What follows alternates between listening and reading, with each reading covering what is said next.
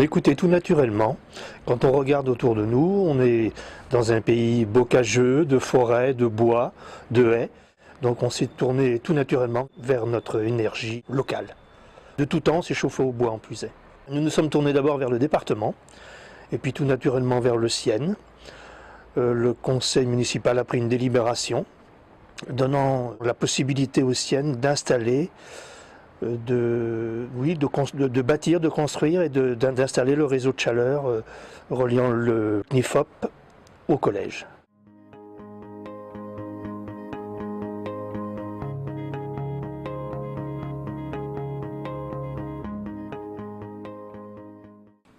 Il s'agit d'apporter une aide à la décision aux élus sur la pertinence technico-économique d'un projet bois-énergie.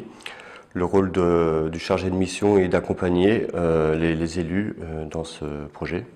L'Agence locale de l'énergie va réaliser une analyse d'opportunité. Ça se déroule par un état des lieux des bâtiments communaux et de bâtiments consommateurs d'énergie sur la commune, telle une maison de retraite. Ensuite, il y a un calcul de dimensionnement de chaufferie avec un réseau de chaleur. On essaie de voir la pertinence technico-économique, la rentabilité du projet. Une présentation auprès des élus est faite de cette analyse d'opportunité. Suite à cette présentation, une visite est proposée pour avoir un retour d'expérience d'élus qui ont déjà une chaufferie qui s'apparente à ce projet. Le chargé de mission suit le projet jusqu'à la réalisation en toute cohérence avec le Sienne et la régie de chaleur. Ce service est neutre, gratuit et indépendant.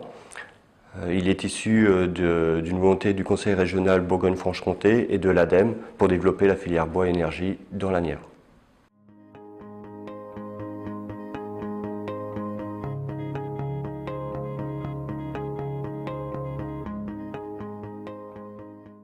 Alors en octobre 2011, le Sienne a déposé une demande de subvention auprès de la région et comme systématiquement, il a échangé avec nos services techniques.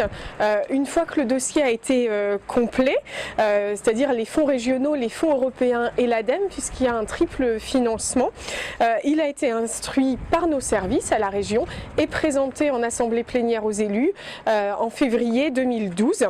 Et lors de cette session, donc, il a été accordé la subvention de 112 288 € au titre des fonds régionaux, mais aussi, puisque la région a en charge les fonds européens, l'aide de 253 813 € au titre du FEDER.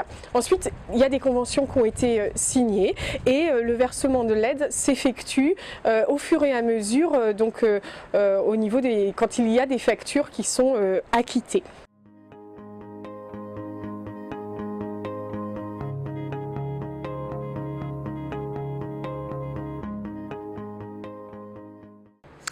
Alors, l'aide de l'ADEME pour le cas de Saint-Amand-Puisé, c'est limité dans le cas présent à de l'aide à l'ingénierie et aux études.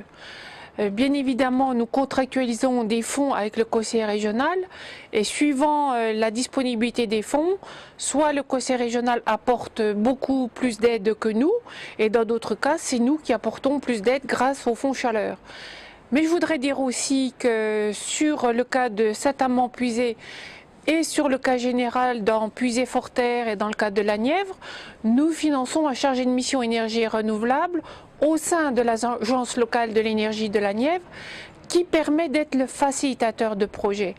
Un projet concrétisé se traduit en amont par de l'aide à l'ingénierie et du temps sur les territoires.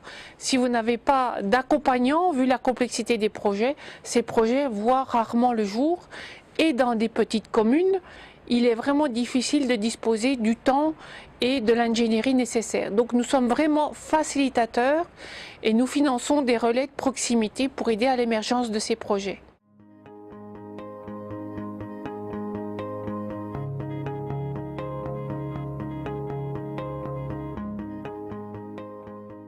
Le conseil départemental actuellement met en place des contrats cadres globaux qui seront signés entre les intercommunalités et le conseil départemental.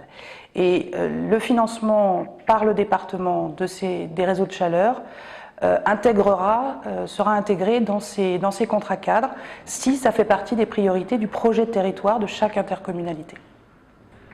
Pour Saint-Amand-en-Puisé, le projet datant d'avant décembre 2015, là c'est une subvention qui a été attribuée, demandée et attribuée par le département à hauteur de 10%, plafonnée à 40 000 € pour ce réseau de chaleur.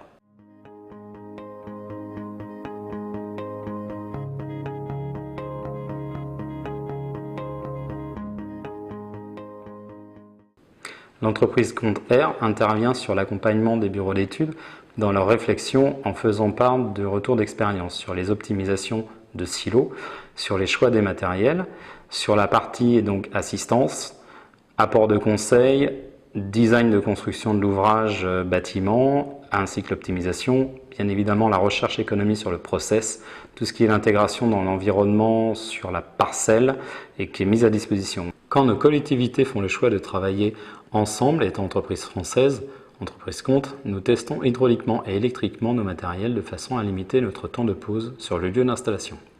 Notre travail ne s'arrête pas là. Nous sommes dans toute l'existence de la chaufferie par la hotline, avec des travaux de maintenance, d'optimisation, de mise aux normes et notre proposition d'action corrective.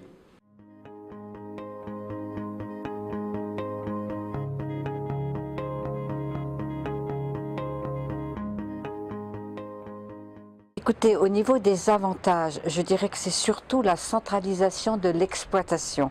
Ça nous a permis, effectivement, avant nous avions des chaudières éclatées et maintenant, en période de chauffe, nous ne sommes plus que sur une seule chaudière.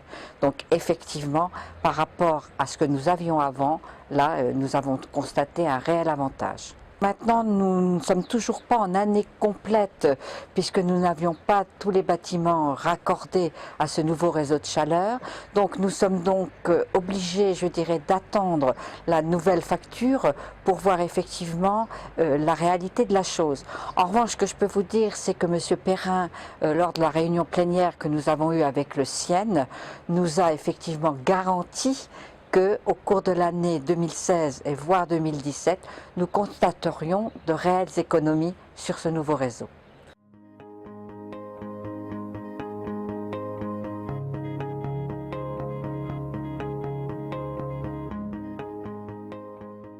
Pourquoi une régie chaîne chaleur? Eh bien, écoutez, le SIEN souhaitait massifier son intervention en matière de bois énergie et de réseau de chaleur dans le département, pour aider les communes qui souvent financièrement ne pourraient pas faire des investissements de cette ampleur et ensuite les accompagner en permanence, notamment dans la structuration de la filière bois pour garantir les fournitures de plaquettes dans des conditions optimum à des tarifs acceptables et de qualité régulière.